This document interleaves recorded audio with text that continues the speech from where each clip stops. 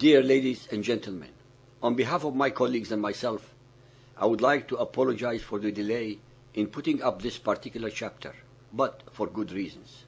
As we had mentioned before, we have every intention of addressing any and all events that are the result of Muhammadan Islam's actions, sayings, deeds, or thoughts anywhere on the face of our planet. One of the most persistent comments made against us by the followers of Muhammad and their supporters has been and is the subject of the Jews. That is, that the worst insult a Muhammadan can throw at another human being, especially another Muhammadan, is calling him a Jew.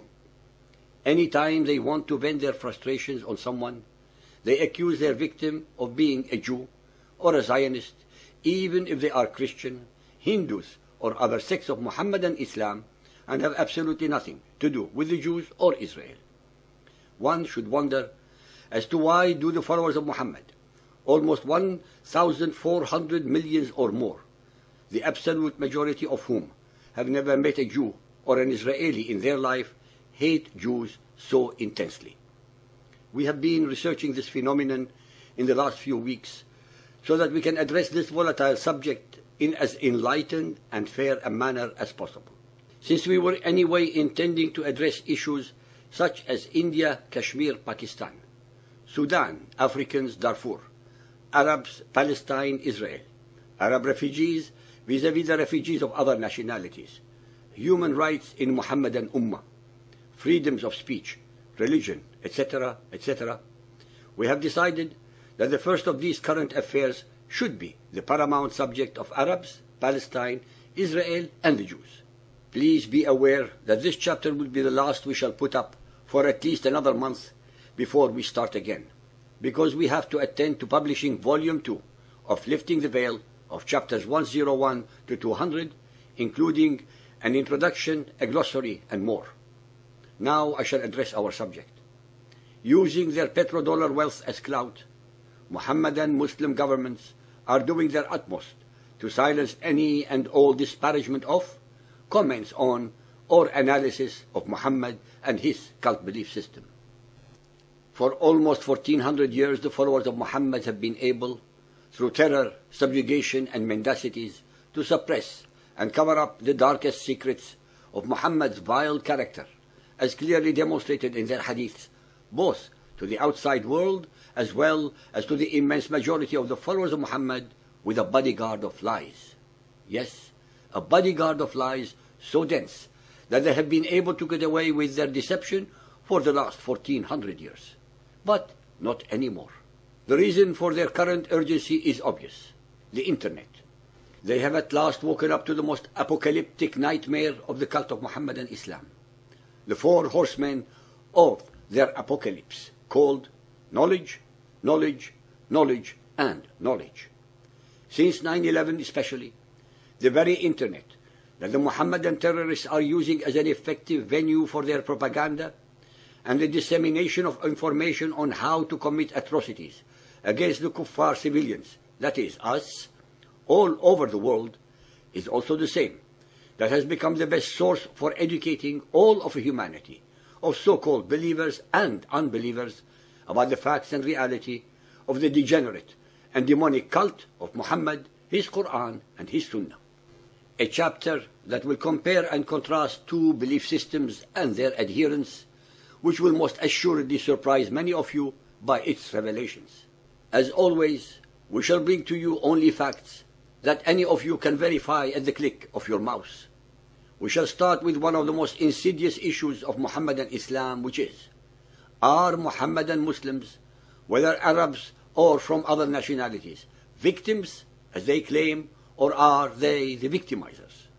Our Western media, both on television and in print, are filled with Muhammadan Muslims complaining about how they are victims of discrimination in the world's democracies. We are told ad nauseum that they, the Muslims, are angry. Muhammadans never cease from being angry. Angry at how Christians, Hindus, Jews, or others are allegedly mistreating their fellow Muhammadan Muslims somewhere on the face of our planet.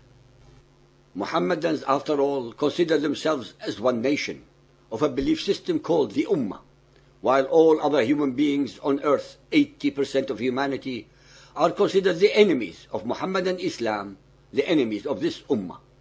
Enemies of Muhammadan Islam? Why so? When in fact and in reality it was Muhammad who unilaterally declared his jihad, unholy war, 1400 years ago against all so-called unbelievers and disbelievers, and 400 years before the Crusades, the remainder of unsuspecting humanity. The Muhammadans are always angry, invariably demonstrating their rage with hate-filled and contorted grimacing faces, screaming and inveighing against all unbelievers while holding their peace-loving Quran in one hand and guns, rocket launchers and daggers in the other, shouting their terror mantra, Allahu Akbar. The same Allahu Akbar that was yelled by Muhammad and his murderous thugs while attacking their unsuspecting victims in ambush in the Arabian Peninsula 1400 years ago, starting first with a sea of blood against the pagan Arabs, Judaized Arabs, and Christian Arabs. As we have mentioned on so many occasions before, Muhammadan Islam and its indoctrinated followers are set in stone in the time warp of Muhammad's 7th century Arabia. They cannot transform. Are their claims real? Are these claims based on fact?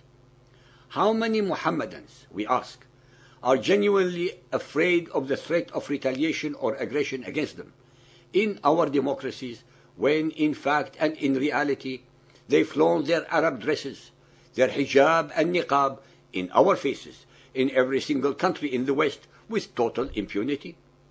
Many of those complaining interminably are well-educated and prominent academicians, politicians, clergy, and others from the Muhammadan Muslim community, as well as several well-meaning but totally ignorant and misguided British people who are articulating these so-called fears.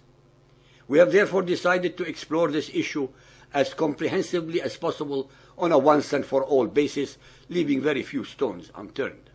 In order to properly assess their claims of victim status and of being the target of discrimination, we have had to find another group with whom to compare them. Based upon a lot of research and analysis, we have decided that as a matter of fairness as well as being a paramount issue in the world's current affairs, we must compare and contrast them with a similar faction scattered all over the world. Therefore, we have concluded that the only country and people that can be used as a benchmark for a comparative study are Israel and the Jewish diaspora.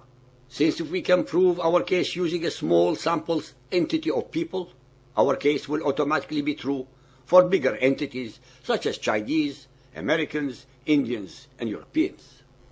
The Muhammadans, whether Arabs or others, claim that they are Muslims but hate with incredible intensity the first and earliest Muslims in world history, the descendants of the Israelites, the Jews.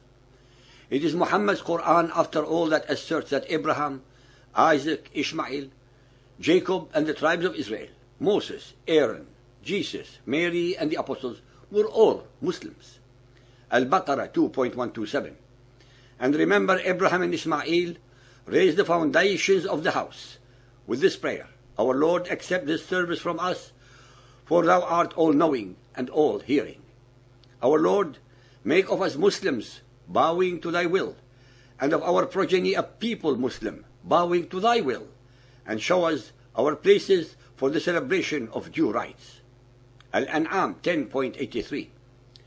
What was the reasoning about us which we gave to Abraham to use against his people? We raise whom we will, degree after degree. We gave him Isaac and Jacob. All three we guided, and before him we guided Noah, and before him we guided Noah, and among his progeny David, Solomon, Job, Joseph, Moses, and Aaron. Thus do we reward those who do good. And Zechariah, and John, and Jesus, and Elias, all in the ranks of the righteous. And Ismail, and Elisha, and Jonas, and Lot, and to all we gave favor above the nations. Since all the above are either Hebrews or Jews are Muslims, then massacring Jews and or oppressing them is against the Qur'an's instructions, and those who commit these crimes end up in hell.